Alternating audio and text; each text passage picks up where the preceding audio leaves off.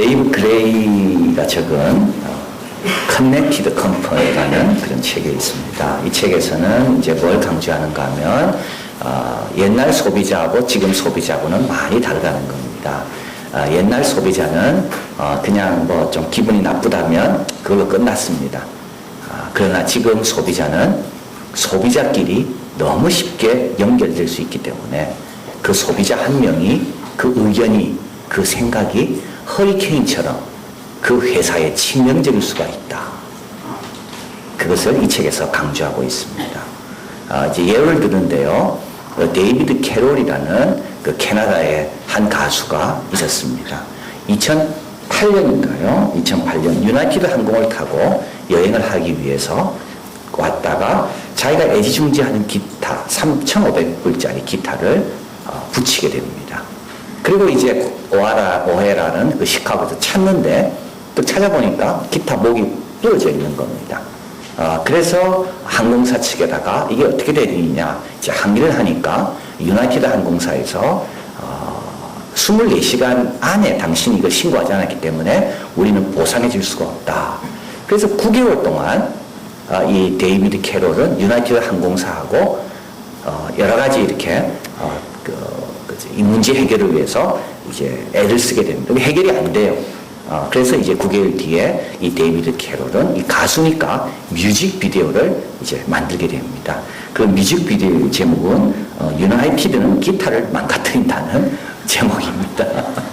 그리고 이제 후렴구에 보면 뭐가 나오는가 하면 나는 다른 비행기를 타든가 차를 탔어야 했어. 유나이티드는 기타를 망가뜨리니까 이게 후렴에 계속 나오는 겁니다. 근데 생각보다 이게 이제 유튜브에 나오고 난 이후부터 몇 주 만에 500만 건이 이제 접속을 하게 되고요. 이걸 보게 됩니다. 500만 명이 유나이티드는 기타를 망가뜨린다. 이걸 계속 들었겠죠. 그리고 타임지는 2009년도에 2008년 동안 히트친 2009년 동안 히트친 뮤직비디오를 선정하게 되는데 그 중에 7번째로 이걸 선정하게 됩니다. 유나이티드는 기타를 망가뜨린다. 유나이티드가 깜짝 놀랐습니다. 그래가지고 부랴부랴 그 가수를 찾아서 기타를 보상해 주겠다고. 근데 그 유나이티드는 기타를 망가뜨린다는 그 노래 때문에 기타 회사는 완전히 돈을 벌게 된 거예요. 그래서 그 기타 회사가 너무 기뻐서 이 가수에게 기타를 이미 2대나 기증해 줬다. 그래서 이 가수는 기타가 필요 없다. 대신에 그 돈은 자선단체에 기부해라. 그래서 유나이티드가 그 돈을 자선단체에 기부하게 됩니다. 그러나 유나이티드의 평판은 한 사람에 의해서 완전히 무너지게 되었다. 저도 이야기하잖아요. 유나이티드는 기타를 망가뜨린다. 그래서 이 책에서 이제 회사를 경영하는 CEO들, 운영진들은 가장자리 리더십을 가져라. 가장자리 리더십이라는 것은 가장 끝에 가 있어라. 가장자리에 어떤 일이 일어나고 있는지를 항상 파악해라.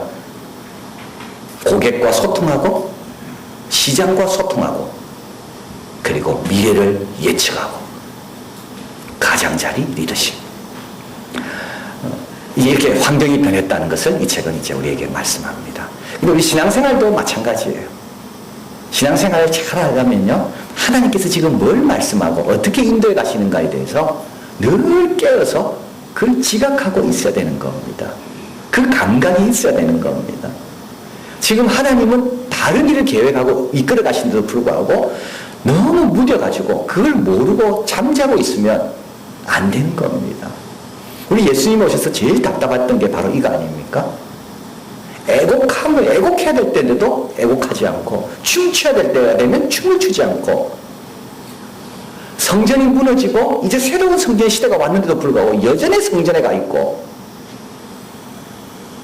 천국은 가까이 왔는데도 불구하고 계속 천국을 기다리고 있고 지금 오늘 본문에 이사야가 쓰는 이 말씀을 듣는 이스라엘 백성도 마찬가지입니다. 남유다도 하나님께서 아수르와 바벨론을 통하여 이 나라를 심판하기로 작정하셨는데도 이 사람들은 그걸 모르고 못 느끼고 계속 평안하다.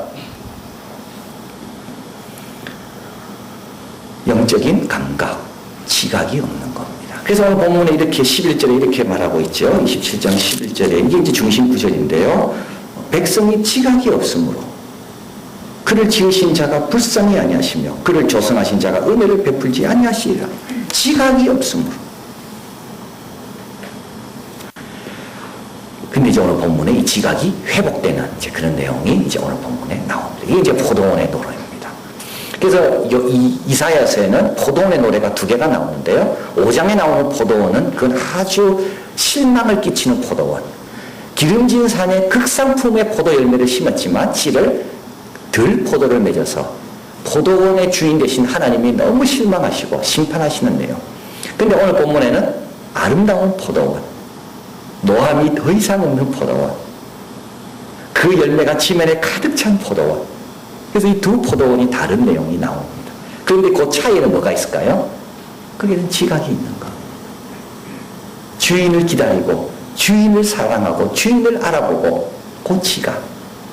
그런데 이제 오늘 본문에서 이 지각이 어디서 왔냐라는 거예요. 이 지각은 심판을 통해서 왔다는 거예요.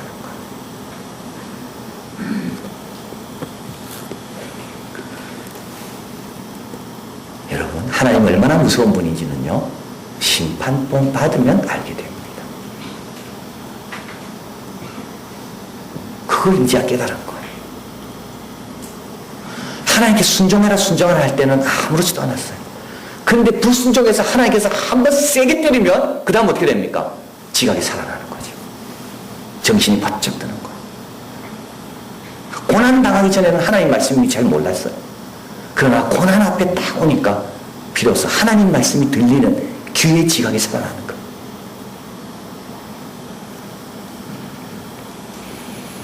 시편 119편 71절 고난당한 것이 내게 유익이라 이로 인하여 내가 주의 율례를 배우게 되었나이다. 5장과 27장 5장의 슬픈 포도원 27장의 기쁜 포도원 요 사이에 어떤 일이 있었나요? 이 사이에 하나님의 심판이 있었다는 거. 건강을 잃어버리면 건강의 소중함에 대한 지각이 살아납니다. 아이를 한번 잃어본 적이 있는 부모들은요, 아이가 함께 있다는 것이 얼마나 큰 기쁨이고 안전하고 감사한 일인지 그 지각이 살아납니다.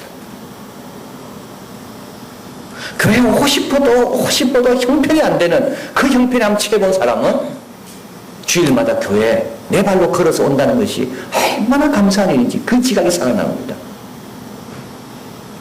신앙생활이 어려운 이유는 왜 그럴까요? 하나님이 안 계셨습니까? 아닙니다. 지각이 없으니까 어려운 거예요. 염려하는 이유는요, 지각이 없으니까 염려하는 거죠. 하나님 옆에 계심을 못 느끼니까 불안해하는 거죠. 오늘 본문에 보면 이들은 죄를 9절에 한번 가볼까요? 9절에 가보면 야곱의 불의가 속함을 얻으며, 자, 하나님의 심판을 통하여 이들이 지각이 살아나는데요, 이들의 지각은 죄에 대한 깨달음이 첫 번째 지각의 회복의 열매입니다. 하나님을 발견하고 나면 첫 번째 뭘 깨닫나요? 내가 죄인임을 깨닫습니다. 그래서 여러분, 우리에게 가장 필요한 지각은 무슨 지각일까요? 내가 죄인임을 아는 게 가장 중요한 지각입니다. 그러면 시험 들 게 하나도 없어요.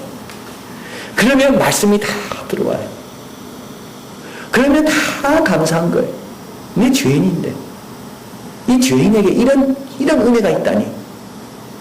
근데 죄인이라는 생각을 자꾸 안 하고 의인이라 생각을 하니까 이게 무뎌지는 거예요.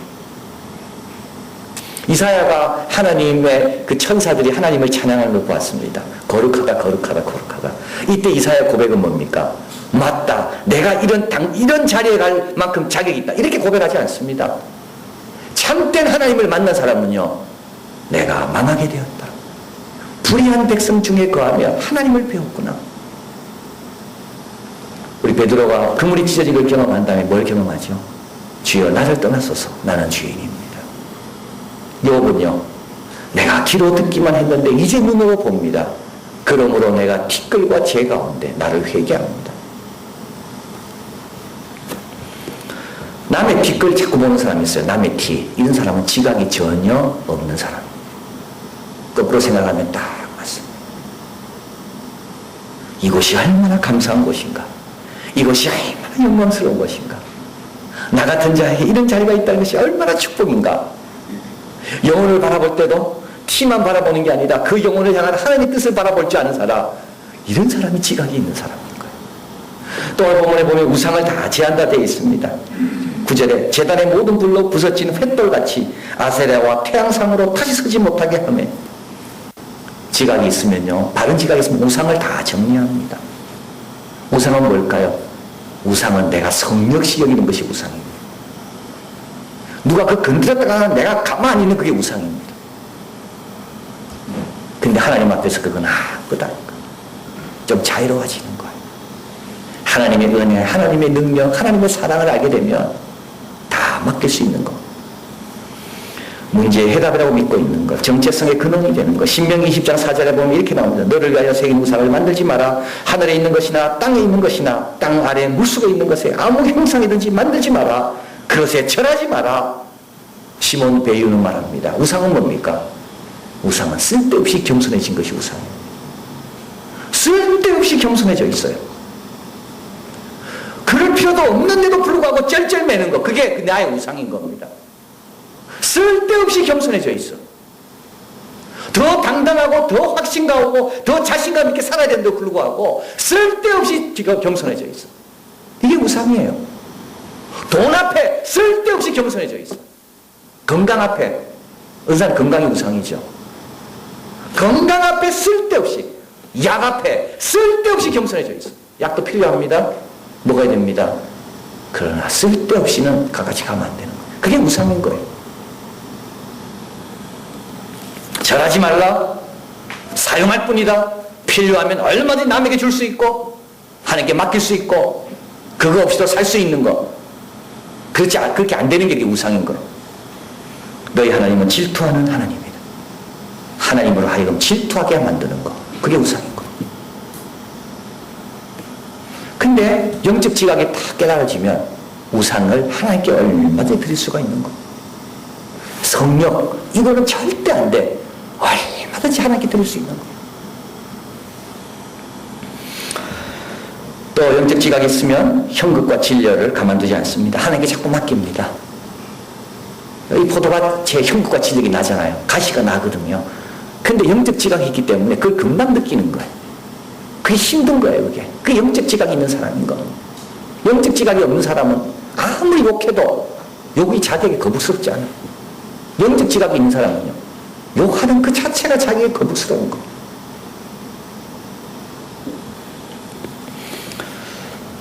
11절 백성이 지각이 없으므로 그들을 신자가 불쌍히 여기지 아니하시며 그를 조성하신 자가 은혜를 베풀지 아니하시리라.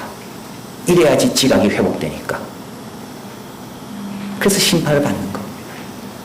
근데 이제 이사야서는 꼭 지각을 회복하고 유지하는데 심판만 있지 않다. 그래서 이사야서가 계속 외치는 거죠. 심판까지 가지 말라. 그 전에 지각을 회복해라.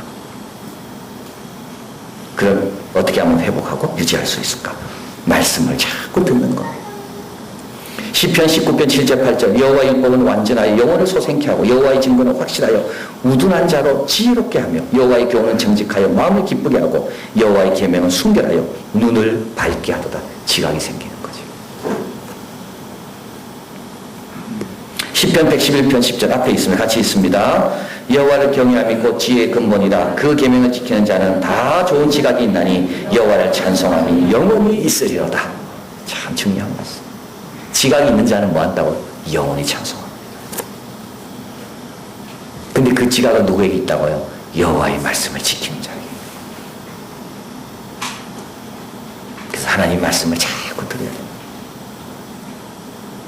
이사야 선지자가 말할 때 이스라엘 백성들은 하나님 말씀을 우습게 여겼어요. 그래서 결국 어디까지 갑니까? 심판까지 간 거예요.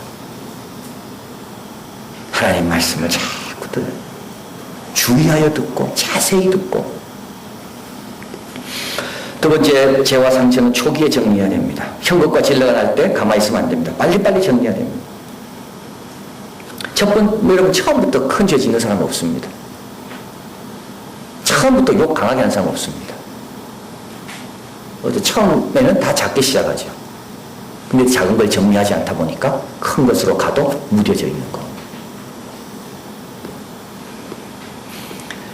우리 이사야서에 보면 참 이해되지 않는 구절이 하나 나옵니다. 이건 정말 무서운 구절입니다. 어떤 구절이냐면 이사야를 하나님이 부르십니다. 그러면서 이렇게 이야기하십니다. 그들은 들어도 깨닫지 못할 것이다. 보아도 보지 못할 것이다. 왜냐하면 그들이 혹시라도 돌이켜서 고침을 받을까. 그래서 내가 그들을 들어도 깨닫지 못하도록, 보아도 알지 못하도록 내가 그들에게 막았다. 무서운 말이에요. 30장에 보면 더 무서운 말이 나옵니다.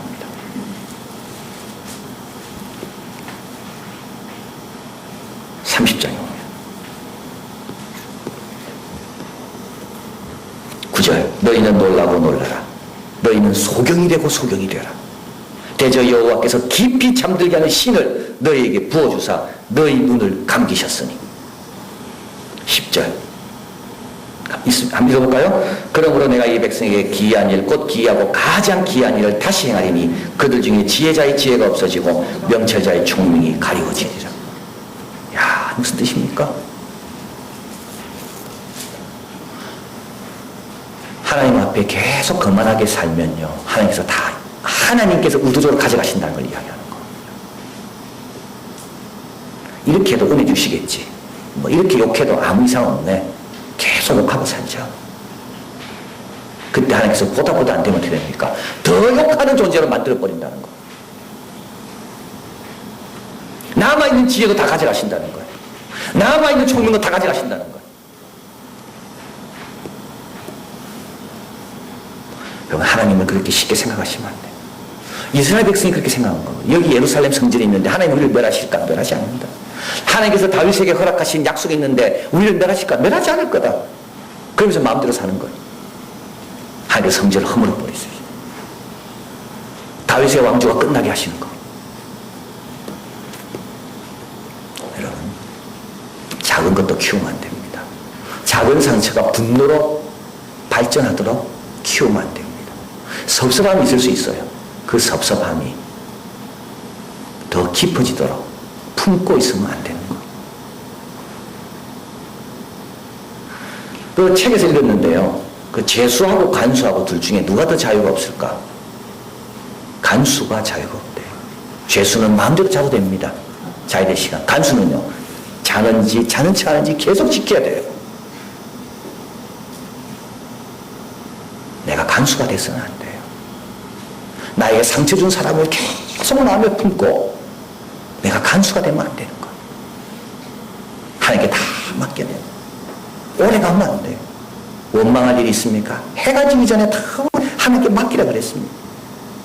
안 그러면 점점 무뎌지는 거예요. 아이들 욕하는 거 한번 보세요. 처음에는 그렇게 욕 안 했다고 해요. 지금은요, 반 이상이 욕이에요. 그래도 전혀 문제의식을 안 느껴요. 너무 무뎌져 있어. 불평하는 사람 한번 보세요. 처음에 그렇게 불평 안 했다고요. 그런데 불평하다 보니까 불평해도 아무런 문제의식이 없어. 무뎌지는 거죠.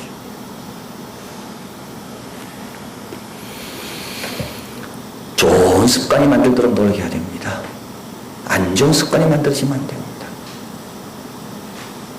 영적인 지각이 살아나려면 처음에 아픔이 있고 처음에 실수함이 있고 처음에 잘못이 있을 때 빨리 주님께 가져와야 돼요. 그래야지 무뎌지지 않는 거예요. 마지막으로 오늘 본문에 보면 시온으로 나오라 되어 있습니다. 13절에 그날에 큰 나팔을 불려 아수르 땅에 파멸케 된 자와 애굽 땅으로 쫓겨난 자가 돌아와서 예루살렘 성산에서 여호와께 경배하리라. 혼자 있으면 여러분 감각이 잘 개발이 안 됩니다. 오늘 찬양 들을 때 어땠습니까? 너무 좋잖아요. 여러분 찬양하실 때 여러분의 모습을 보니까 막 은혜 받는 모습. 혼자 있을 때는 절대 그 감각이 안 생깁니다. 찬양하는 한 분 한 분을 바라볼 때 또는 그 중에 여러분이 아는 분이 있을 거예요. 도전받는 거예요. 찬양팀도 마찬가지예요. 집에서 혼자 부르는 거하고 같이 연습하며 부르는 거하고 부를 때 여러분의 반응하는 걸 보면서 하나님께 역사하는 걸 보면서 감각이 살아나는 거예요. 그래서 함께 할 때 공감의 확장이 일어난다고 말씀드렸습니다. 공감의 확장이 자꾸 일어나는 거예요. 근데 함께 하면 쉽지가 않아. 그걸 이겨내야 되는 거예요. 교회 생활을 가족 여행과 같다고 했습니다. 가족 여행을 출발할 때는 다 기분 좋게 출발합니다. 계획하고 준비하고 기분 좋게. 근데 한 두세 시간 정도 가고 나면 그 다음부터 기분이 이렇게 좋아지지 않습니다. 그 가족 여행을 해본 분, 기분 좋다는 분이 있을 거예요. 그분은 성숙된 가족들이에요. 우리 모두 성숙되면 교회 생활도 아주 좋을 겁니다. 근데 가족 가운데 안 그렇거든요. 이건 제 말이 아닙니다. 아버지는요, 길을 헤매면서도 묻지 않아요. 그 운전대를 잡으면 이상한 고집이 생기는 분들이 있어요. 그죠? 물어보라 하는데도 안 물어봐. 엄마는요, 이건 제 이야기 아닙니다. 화장실을 너무 자주 가자마다면 아이들 조금 지나보십시오. 자리 갖고 싸우고 뭐 먹을래? 메뉴 가지고 싸우고. 근데 놀라운 거는 아무도 중간에 내리는 자가 없습니다. 내리면요, 목적지에 못 갑니다. 너무 중요한 내용입니다. 우린 가족입니다. 내리면 안 돼요. 내리면 목적지에 못 간다니까요. 힘들다고 참아야 되는 거예요. 좀 부족해도 견뎌야 되는 거예요. 그러면 뭡니까? 다 목적지에 가 있는 거. 목적지 가면서 감각이 살아납니다. 여러 가지 하나님께서 주시고자 하는 감각들이 막 살아납니다. 그래 목적지 갔을 때 하나님을 바라보며 함께 축하하며 함께 영혼 돌리는 것. 혼자 있으면 절대 여러분 감각 살아나지 않습니다. 결론으로 말씀드리면 이스라엘은 바람처럼 사라질 나라가 아닙니다. 주변 나라에 부담을 주는 나라도 아닙니다. 이스라엘 나라는 복의 근원이 되라고 택함받은 나라가 이스라엘입니다. 그런데 감각이 죽으면요, 주변에 부담을 주는 사람이 되는 거예요. 사라질 수밖에 없는 거예요. 하나님 우리를 택하신 것도 남에게 부담 주라고 택한 게 아닙니다. 쉽게 사라지게 하려고 택하신 게 아닙니다. 복의 근원으로, 아름다운 포도원으로, 지면에 포도원이 가득 차는 그 모습을 보기 원하셔서 우리를 택하신 겁니다. 작은 것도 빨리빨리 정리하시길 바라요. 말씀 앞으로 나올 때 겸손하게 임하시길 바라요. 그리고 교회 생활에 더 영광과 적극성을 가지고 참여하는 것. 우리 내일부터 릴레이 금식 기도와 특별 새벽 기도가 있습니다. 여러분을 향한 하나님의 뜻이 있을 거예요. 감각이 살아나는 귀한 시간이 될 겁니다. 기도하겠습니다.